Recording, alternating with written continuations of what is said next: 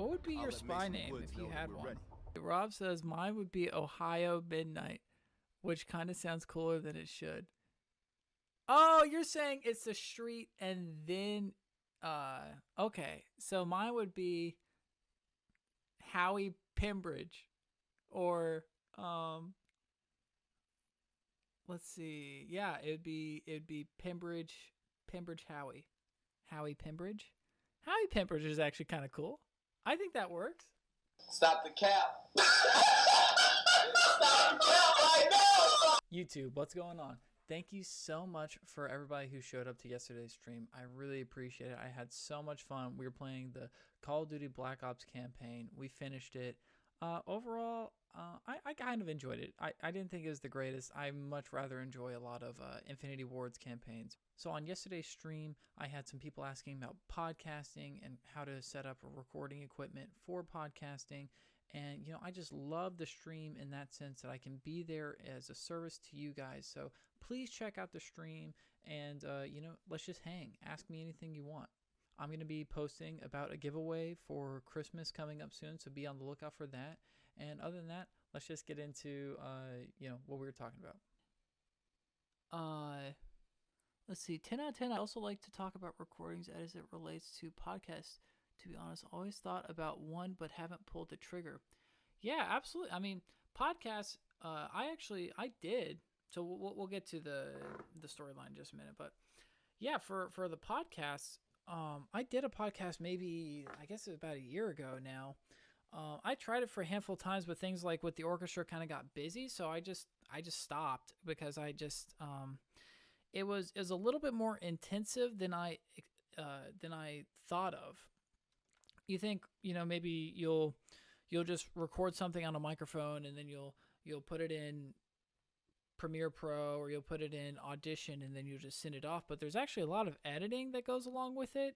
You'll find that if you're not somebody who can talk without a lot of ums or likes, or there's a lot of spaces in between, now I'm actually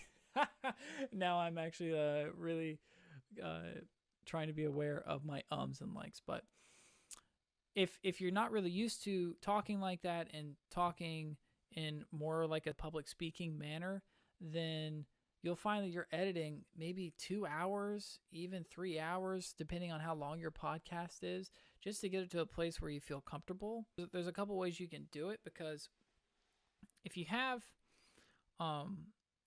people that you can actually talk to that can come over to like your place, or, you know, do something like Joe Rogan. I know that's kind of a tall order, but, you know, he get COVID tests every single person that comes in, and that way they can talk one-on-one in person.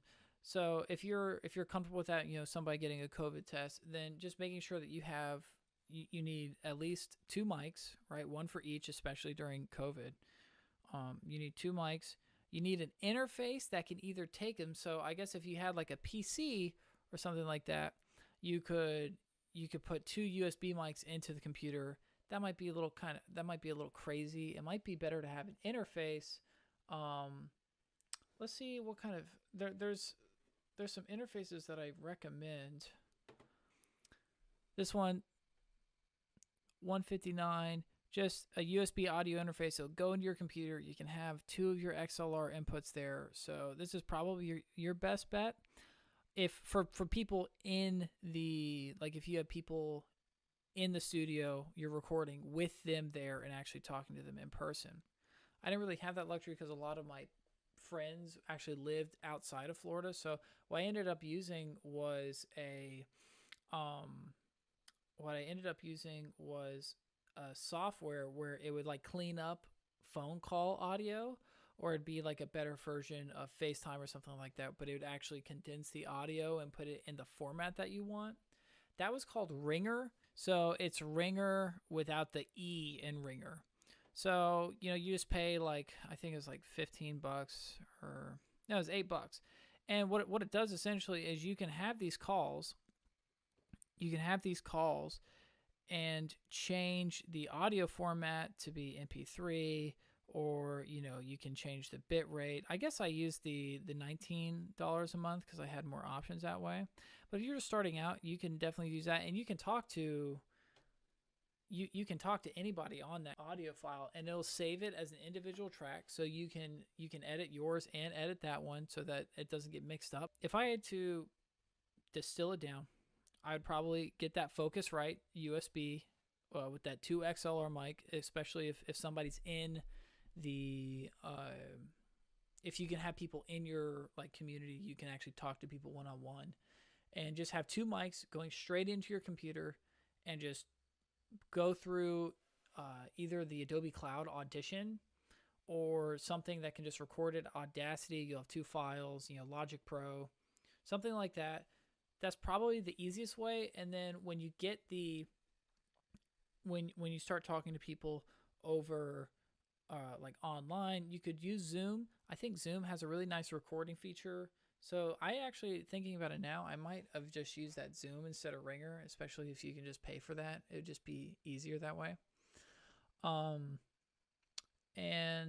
yeah, I'd probably go from there.